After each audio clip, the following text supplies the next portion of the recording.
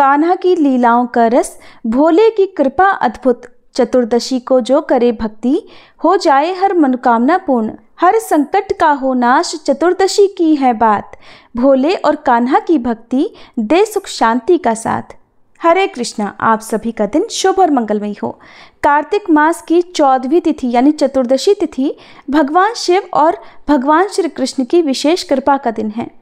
इस दिन व्रत और पूजा करने से भक्तों को सभी प्रकार की कठिनाइयों से मुक्ति मिलती है। ये दिन हमें भक्ति, समर्पण और सच्चे प्रेम का महत्व समझाता है। चतुर्दशी की आराधना करने से, कथा श्रवण करने से न केवल हम सबके पाप धुलते हैं, बल्कि अंत में मोक्ष का मार्ग भी सुलभ हो जाता है। प्रिय श्रोताओं, आज हम कार्तिक चतुर्दशी की कथा का श्रवण करेंगे, जो हमें भगवान शिव और भगवान श्री कृष्ण की असीम कृपा का अनुभव कराएगी। तो आइए श्रद्धा और समर्पण के साथ आज 14वें दिन की कथा का शुभारंभ करते हैं।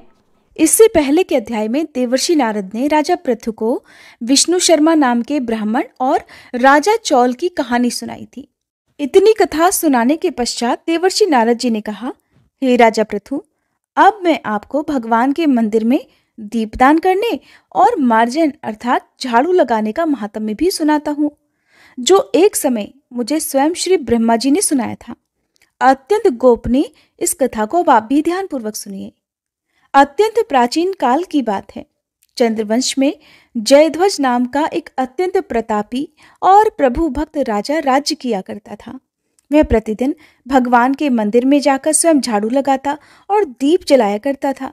एक दिन वीतिहोत्र नामक राजपुरोहित स्वयं राजा को ये कार्य करते हुए देखकर विस्मय से पूछने लगे कि हे राजन, भगवान को प्रसन्न करने के लिए और भी अनेक भक्ति युक्त कार्य है, फिर मंदिर में आप स्वयं सफाई करने और दीप जलाने में इतनी श्रद्धा क्यों रख रहे हैं? इतनी अधिक श्रद्धा का क्या रहस्य है? राजा ने हाथ जोड़कर अत्यंत विनम्र भाव से कहा, महाराज, इस संबंध में मेरे पूर्व जन्म का एक अत्यंत विस्मयकारी इतिहास है, जो भगवान की कृपा से मुझे इस जन्म में भी याद है। अगर आपका आदेश हो तो वह घटना मैं आपको भी सुनाऊं। पूर्व जन्म की वह घटना सुनाते हुए राजा जयध्वज ने कहा, सतयुग में स्वरोचिष मनवंतर में वेद वेदांगों को जानने वाला एक ब्राह्मण था, जो अत्यंत विद्वान होते हुए भी दुष्कर्मों में लिप्त रहता था। उसके खोटे कर्मों के कारण उसके बंधु बांधवों ने उसका परित्याग कर दिया था। एक दिन भूख प्यास से अत्यंत दुखित होकर वह घूमता फिरता नर्मदा नदी के तट पर जा पहुंचा और वहीं पर उसने अपने प्राण त्याग दिए। उसकी पत्नी भी व्यभिचारिणी थी, इसलिए उसके बंधुओं ने उसे भी घर से बाहर निकाल दिया था। उसी के गर्भ से अत्यंत पापी मैं उत्पन्न हुआ। उस जन्म में मेरा नाम दंडकेतु था। दूसरों की पत्नियों, वैश्याओं और धन के लिए मैंने गऊ, पशु और अनेक मनुष्यों की हत्याएं तक की और इस प्रकार पाप पूर्ण जीवन में बिताता रहा। एक रात को किसी दूसरे की स्त्री से भोग करने की इच्छा से मैं एक सूने मंदिर में गया। वहां जाकर मैंने वस्त्र से वह स्थान साफ किया और दीपक जलाया। उस सूने मंदिर में दीपक जलता देखकर ग्राम रक्षक वहां आ गए और मुझे चोर या डाकू समझकर उन्होंने लाठियों से मुझ पर इतने प्रहार किए कि मेरी मृत्यु हो गई। देवालय में ही मेरे प्राण निकल गए। मेरे प्राण निकलते ही भगवान के दूत वहां आ गए और मुझे सुंदर विमान में बिठाकर वैकुंठ लोक को ले गए। कार्तिक के महीने में भगवान के मंदिर में झाड़ू लगाने और दीपक जलाने से मुझे इतना फल मिला कि कई कल्प तक स्वर्ग में सुख भोग कर अब मैंने चंद्रवंश में जन्म लिया है। अगर श्रद्धा और भक्ति पूर्वक यही क्रिया कार्तिक के पूरे महीने में की जाए तो उसके पुण्य का तो कहना ही क्या है। उसका वर्णन तो स्वयं श्री ब्रह्मा जी भी नहीं कर सकते। एक अन्य और कथा सुनाते हुए देवर्षि नारद जी ने कहा, हे राजन, अब दूसरे के दीपक जलाने का महात्म्य भी सुनिए। मनुवंश के प्रतापी राजा रैवत के पुत्र भद्रबुद्धि के पुत्र का नाम सुदर्शन था। नाम के अनुरूप ही सुदर्शन अत्यंत सुंदर और पराक्रमी था। भद्रबुद्धि की राजधानी नर्मदा के तट के समीप महेंद्र पर्वत पर थी। एक बार शिकार खेलने के लिए सुदर्शन अपने साथियों के साथ वन में गया। घूमते फिरते उसने नदी के उस पार एक सुंदर कन्या को देखा तो साथियों को वहीं छोड़कर घोड़े पर सवार होकर वह तत्काल नदी के उस पार जा पहुंचा। वहां उस रूपवती कन्या को देखकर सुदर्शन उस पर मोहित हो गया। कन्या भी उस सुंदर बलशाली वीर पुरुष को देखकर लज्जा को प्राप्त हुई। सुदर्शन ने शालीनता पूर्वक उस कन्या का परिचय पूछा। तब उस कन्या ने बतलाया कि वह तो गौड़ राजा की पुत्री है और उसका नाम मदनालसा है। अपनी सखियों के साथ क्रीड़ा करने के लिए वह यहाँ पर आई हुई है। इसके बाद स्वेच्छा पूर्वक उन दोनों ने ही गंधर्व रीति से वहीं पर अपना विवाह कर लिया और कुछ समय तक नर्मदा नदी के तट पर वे दोनों विहार करते रहे। फिर अपने घर आकर वे दोनों आनंद पूर्वक रहने लगे। कुछ समय के बाद राजा भद्रबुद्धि अपने पुत्र सुदर्शन को सारा राज्य सौंपकर स्वयं वन में तपस्या करने के लिए चले गए। राजा बनने के बाद सुदर्शन बड़ी कुशलता पूर्वक राजकाज चलाने लगा। रानी मदनालसा अपने पति को विष्णु भगवान की पूजा आराधना करने का सदा उपदेश किया करती थी। इस प्रकार वे दोनों ही भगवान के अनन्य भक्त बन गए। राजा सुदर्शन ने रानी की प्रेरणा से भगवान का एक स्वर्ण मंदिर बनवाया। दोनों ही उसमें प्रतिदिन भगवान का पूजन और कार्तिक मास में दीपदान अर्थात दीप जलाया करते थे। एक दिन रानी मंदिर में दीपक जला रही थी कि उसी समय राजा ने उसे बुलवाया, परंतु दीपक जलाकर आने में रानी को थोड़ी देर लग गई, जिससे राजा क्रोधित हो गया। तब राजा ने बहुत ही क्रोध में अपनी रानी से कहा कि तुम तो कहती थी कि पति ही पत्नी का देवता होता है, फिर दीपदान करने में इतनी देर लगाकर तुमने मेरा अनादर क्यों किया? अगर देरी का कोई और गुप्त कारण हो तो कहो। तब सती साध्वी मदनालसा अत्यंत स्नेहयुक्त वचनों में बोली, हे महाराज, मैं दीपदान का महत्व आपको बतलाती हूँ। अब आप भी ध्यान पूर्वक मेरे वचनों को सुनिए। अपने पिछले जन्म की कहानी सुनाते हुए रानी ने कहा कि मैं पिछले जन्म में एक चूहिया थी। गोदावरी नदी के तट पर एक मंदिर में मैं रहा करती थी। एक दिन भगवान के मंदिर में रात को जलता हुआ दीपक बत्ती छोटी होने के कारण बुझने लगा और मैंने घी खाने के लालच से बत्ती को मुंह से पकड़कर उठा लिया। मेरे ऐसा करने से दीपक की लौ तेज हो गई, परंतु साथ ही मेरा मुंह भी जल गया। इससे मैं मृत्यु को प्राप्त हो गई। क्योंकि रात के समय भगवान के मंदिर में दीपक जलाते हुए मेरी मृत्यु हुई थी, इस कारण मैंने इस जन्म में ऐसा सुंदर रूप पाया है और मैं आपकी रानी बन गई। अगर कोई श्रद्धा पूर्वक भगवान के मंदिर में दीपदान करता है तो उसके फल का तो कहना ही क्या है। अपनी रानी के मुख से ये वचन सुनकर राजा सुदर्शन ने आजीवन कार्तिक मास का व्रत करके भगवान के मंदिर में दीपदान किया और अंत में वह बैकुंठ लोक को प्राप्त हुआ। हरे कृष्णा। आज के अध्याय में बस इतना ही। अब सुनिए श्री तुलसी चालीसा पाठ और तुलसी माता की आरती। जय जय तुलसी भगवती सत्यवती सुखदानी, नमो नमो हरिप्रेसी श्री वृंदा गुणखानी। श्री हरिशीष विरजनी देहु अमर वर अम्ब, जनहित हे वृंदावनी अब न करहु विलंब। धन्य धन्य श्री तुलसी माता, महिमा अगम सदा श्रुति गाता। हरि के प्राण हूँ से तुम प्यारी, हर ही हेतु कीन्हो तब भारी। जब प्रसन्न है दर्शन दीन हो, तब कर जोरी विनय उस कीन्हो। हे भगवंत कंत मम होहु, दीन जानि जानि छाड़हु छोहु। सुनी लक्ष्मी तुलसी की बानी, दीन हो श्राप कध पर आनी। उस अयोग्य वर मांगन हारी, हो बिटप तुम जड़ तनुधारी। सुनी तुलसी ही श्रव्यो तेहि ठामा, करहु वास तुहु नीचन धामा। दियो वचन हरि तब तत्काला, सुनहु सुमुखी जानी होहु बिहाला। समय पाई ब्योहरो पापी तोरा, पूजहि आस वचन सत मोरा। तब गोकुल मह गोप सुदामा, तासु भई तुलसी तू बामा। कृष्ण रास लीला के माही, राधे शक्यो प्रेम लखि नाही। दियो श्राप तुलसी तत्काला, नर लोक ही तुम जन्महु बाला।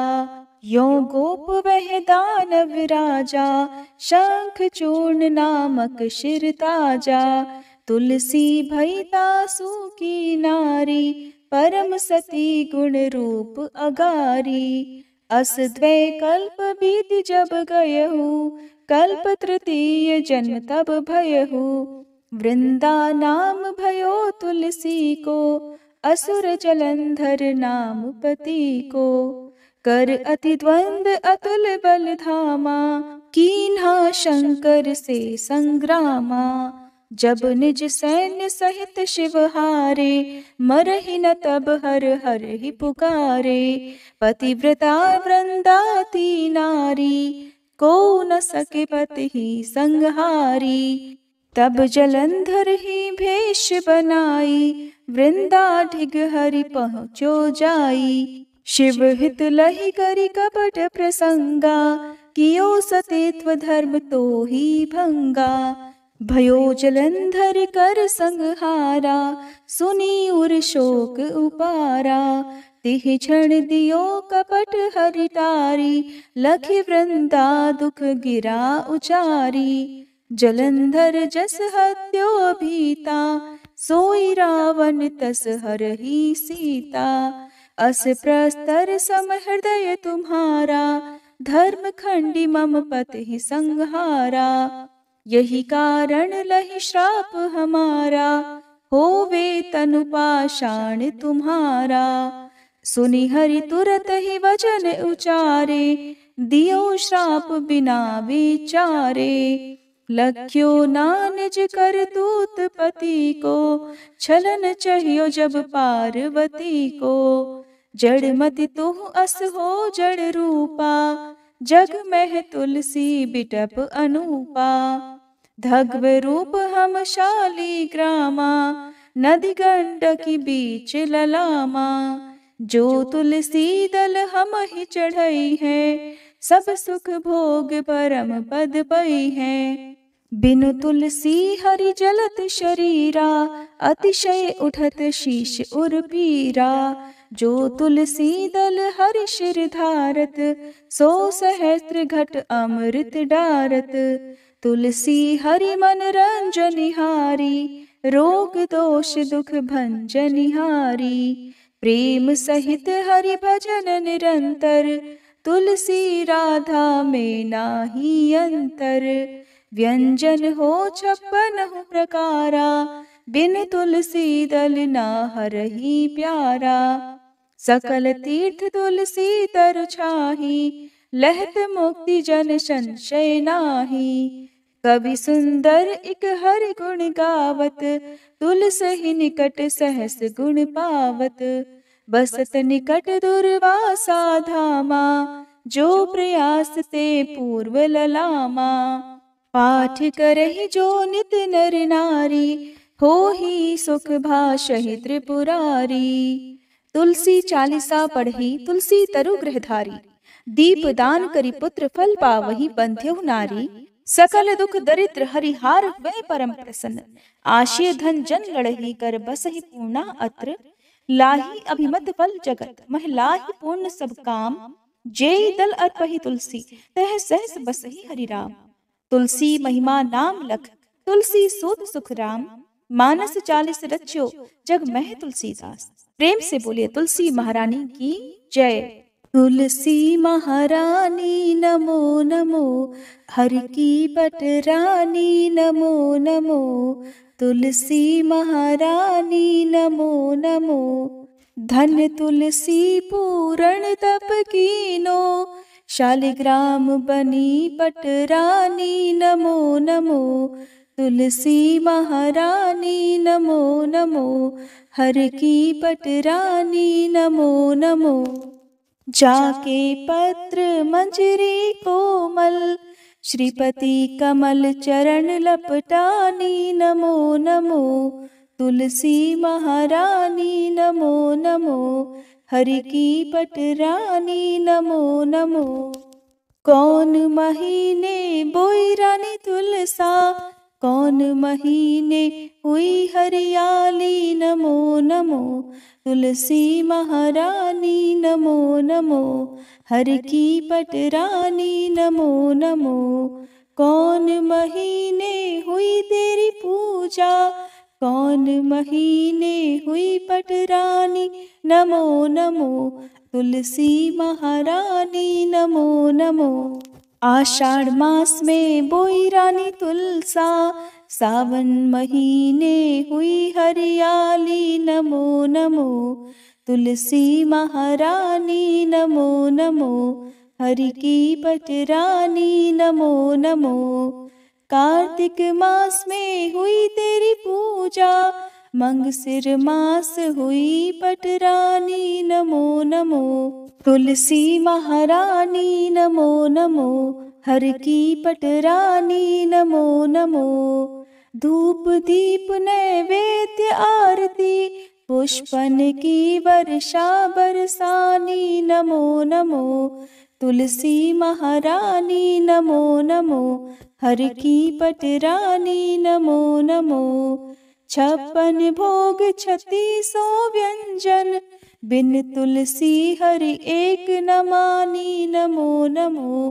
तुलसी महारानी, नमो नमो हरि की पटरानी। नमो नमो जो तुलसी को सवेरे गाए, श्री कृष्ण के दर्शन पाए। नमो नमो तुलसी महारानी, नमो नमो हर की पटरानी। नमो नमो जो तुलसी को दोपहर गाए, खीर खांड का भोग लगाए। नमो नमो तुलसी महारानी, नमो नमो हर की पटरानी। नमो नमो जो तुलसी को सांझ को गाए, श्री कृष्ण की आरती उतारे। नमो नमो तुलसी महारानी, नमो नमो हर की पटरानी। नमो नमो जो तुलसी को रात को गाए,